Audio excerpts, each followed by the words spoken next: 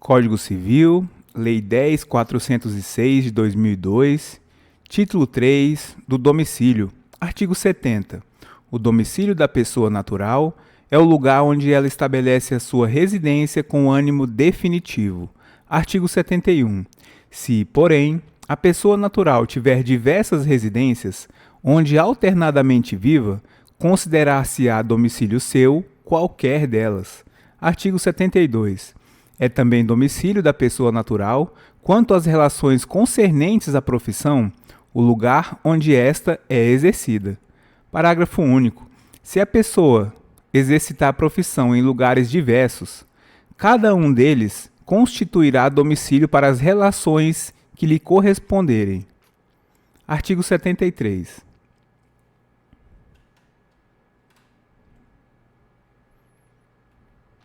Ter-se-á por domicílio da pessoa natural que não tenha residência habitual o lugar onde for encontrada.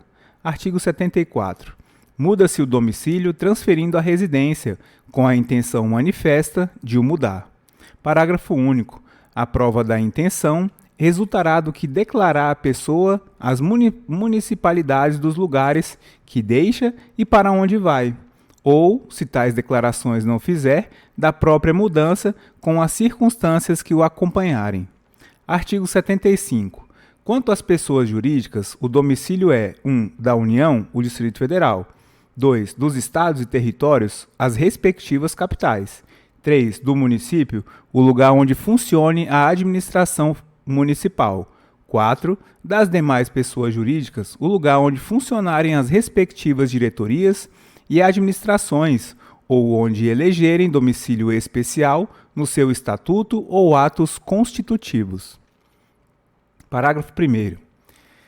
Tendo a pessoa jurídica diversos estabelecimentos em lugares diferentes, cada um deles será considerado domicílio para os atos nele praticados. Parágrafo 2º. Se a administração ou diretoria tiver a sede no estrangeiro, haver-se-á por domicílio da pessoa jurídica, no tocante às obrigações contraídas por cada uma das suas agências, o lugar do estabelecimento, cito no Brasil, a que ela corresponder. Artigo 76. Tem domicílio necessário o incapaz, o servidor público, o militar, o marítimo e o preso. Parágrafo único. O domicílio do incapaz é o do seu representante ou assistente. O do servidor público, o lugar em que exerce permanentemente suas funções; o do militar, onde servir, e sendo da Marinha ou da Aeronáutica, a sede do comando a que se encontrar imediatamente subordinado; o do marítimo, onde o navio estiver matriculado; e o do preso, o lugar em que cumprir a sentença. Artigo 77. O agente diplomático do Brasil, que, citado no estrangeiro, alegar extraterritorialidade sem designar onde tem no país o seu domicílio, poderá ser demandado no Distrito Federal ou no último ponto do território brasileiro onde o teve. Artigo 78. Nos contratos escritos, poderão os contratantes especificar domicílio onde se exercitem e cumpram os direitos e obrigações deles resultantes. Livro 2 dos bens, título único, das diferentes classes de bens, capítulo 1, dos bens considerados em si mesmos, seção 1, dos bens imóveis, artigo 79.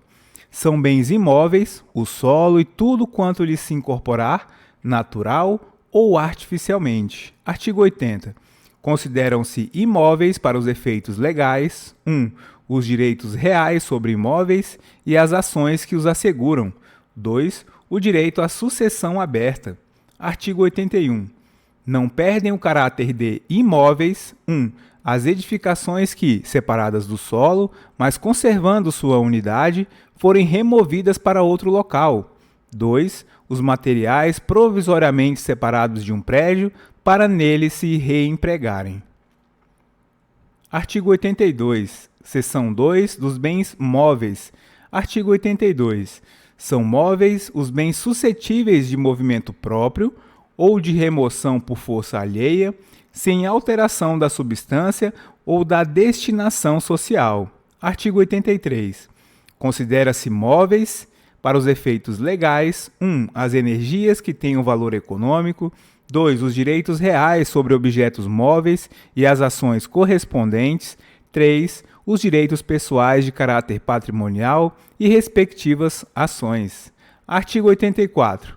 Os materiais destinados a alguma construção, enquanto não forem empregados, conservam sua qualidade de móveis. Readquirem essa qualidade os provenientes da demolição de algum prédio. Seção 3.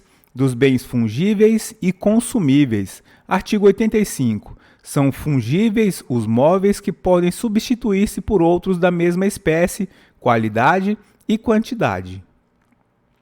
Artigo 86. São consumíveis os bens móveis cujo uso importa destruição imediata da própria substância, sendo também considerados tais os destinados à alienação. Seção 4. Dos bens divisíveis. Artigo 87. Bens divisíveis são os que se podem fracionar sem alteração na sua substância, diminuição considerável de valor ou prejuízo do uso a que se destinam. Artigo 88. Os bens naturalmente divisíveis podem tornar-se indivisíveis por determinação da lei ou por vontade das partes. Seção 5. Dos bens singulares e coletivos. Artigo 89. São singulares os bens que, embora reunidos, se consideram de per si, independentemente dos demais. Artigo 90. Constitui universalidade de fato a pluralidade de bens singulares que, pertinentes à mesma pessoa, tenham destinação unitária. Parágrafo único. Os bens que formam essa universalidade podem ser objeto de relações jurídicas próprias. Artigo 91. Constitui universalidade de direito o complexo de relações jurídicas de uma pessoa dotadas de valor econômico. Capítulo 2.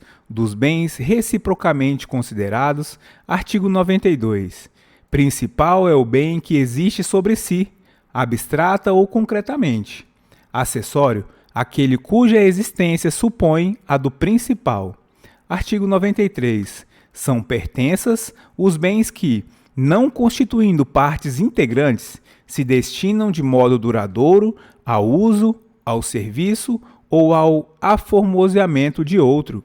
Artigo 94. Os negócios jurídicos que dizem respeito ao bem principal não abrangem as pertenças, salvo se o contrário resultar da lei, da manifestação de vontade ou das circunstâncias do caso. Artigo 95. Apesar de ainda não separados do bem principal, os frutos e os produtos podem ser objeto de negócio jurídico. Artigo 96. As benfeitorias podem ser voluptuárias, úteis ou necessárias. Parágrafo 1º. São voluptuárias as de mero deleite ou recreio, que não aumentam o uso habitual do bem, ainda que o tornem mais agradável ou seja de elevado valor. Parágrafo 2º. São úteis as que aumentam ou facilitam o uso do bem. Parágrafo 3º. São necessárias as que têm por fim conservar o bem ou evitar que se deteriore. Artigo 97. Não se consideram benfeitorias os melhoramentos ou acréscimos sobrevindos ao bem sem a intervenção do proprietário, possuidor ou detentor. Capítulo 3. Dos bens públicos. Artigo 98. São públicos os bens do domínio nacional, pertencentes às pessoas jurídicas de direito público interno. Todos os outros são particulares, seja qual for a pessoa a que pertencerem. Artigo 99. São bens públicos, 1. Os de uso comum do povo, tais como rios, mares, estradas, ruas e praças. São bens públicos os de uso especial, tais como edifícios ou terrenos destinados a serviço ou estabelecimento da administração federal, estadual, territorial ou municipal, inclusive os de suas autarquias. Os dominicais, que constituem o patrimônio das pessoas jurídicas de direito público, como objeto de direito pessoal ou real de cada uma dessas entidades. Parágrafo único. Não dispondo a lei em contrário, consideram-se dominicais os bens pertencentes às pessoas jurídicas de direito público a que se tenha dado estrutura de direito privado. Artigo 100. Os bens públicos de uso comum do povo e os de uso especial são inalienáveis, enquanto conservarem a sua qualificação na forma que a lei determinar. Artigo 101. Os bens públicos dominicais podem ser alienados, observadas as exigências da lei. Novamente, artigo 101. Os bens públicos dominicais podem ser alienados, observadas as exigências da lei. Artigo 102. Os bens públicos não estão sujeitos a uso capião. Artigo 103. O uso comum dos bens públicos pode ser gratuito ou retribuído, conforme for estabelecido legalmente pela entidade a cuja administração pertencerem. Livro 3 dos Fatos Jurídicos, Título 1 do Negócio Jurídico, Capítulo 1, Disposições Gerais, artigo 104. A validade do negócio jurídico requer 1. Agente capaz, 2. Objeto lícito, possível, determinado ou determinável, 3. Forma prescrita ou não defesa em lei. Artigo 105. A incapacidade relativa de uma das partes não pode ser invocada pela outra em benefício próprio, nem aproveita aos cointeressados capazes, salvo se, nesse caso, for indivisível o objeto do direito ou da obrigação comum.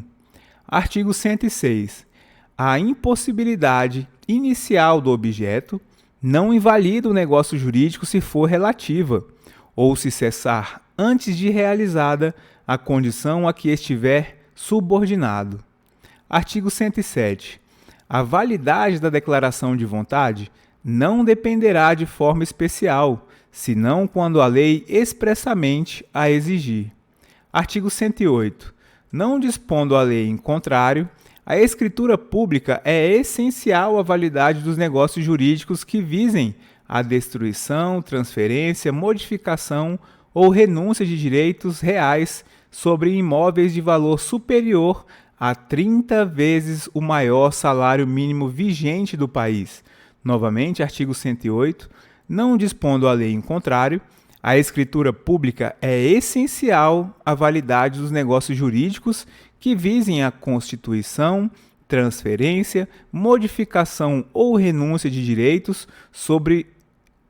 reais sobre imóveis de valor superior a 30 vezes o maior salário mínimo vigente no país. Artigo 109. No negócio jurídico celebrado com a cláusula de não valer sem instrumento público, este é da substância do ato. Artigo 110. A manifestação de vontade subsiste ainda que o seu autor haja feito a reserva mental de não querer o que manifestou, salvo se dela o destinatário tinha conhecimento. Artigo 111. O silêncio importa anuência, quando as circunstâncias ou os usos o autorizarem, e não for necessária a declaração de vontade expressa. Artigo 112. Nas declarações de vontade, se atenderá mais à intenção nelas consubstanciada do que ao sentido literal da linguagem. Artigo 113. Os negócios jurídicos devem ser interpretados conforme a boa-fé e os usos do lugar de sua celebração. Parágrafo 1º. A interpretação do negócio jurídico deve-lhe atribuir o sentido que 1. For confirmado pelo comportamento das partes posterior à celebração do negócio, 2. Corresponder aos usos, costumes e práticas do mercado relativas ao tipo de negócio, 3. Corresponder à boa-fé, 4. For mais benéfico à parte que não redigiu o dispositivo, se identificável, e 5. Corresponder a qual seria a razoável negociação das partes sobre a questão discutida, inferida das demais disposições do negócio e da racionalidade econômica das partes, consideradas as informações disponíveis no momento de sua celebração. Parágrafo 2º.